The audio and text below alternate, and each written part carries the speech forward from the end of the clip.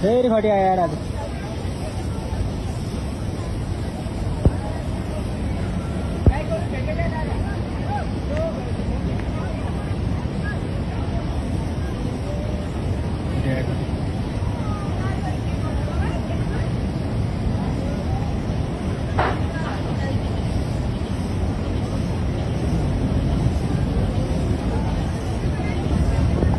खाल्डोबाट आएर चाहिँ खाल्डोबाट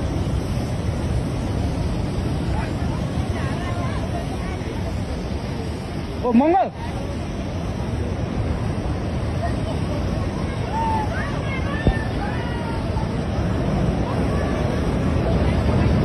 बाबा बाबा बाबा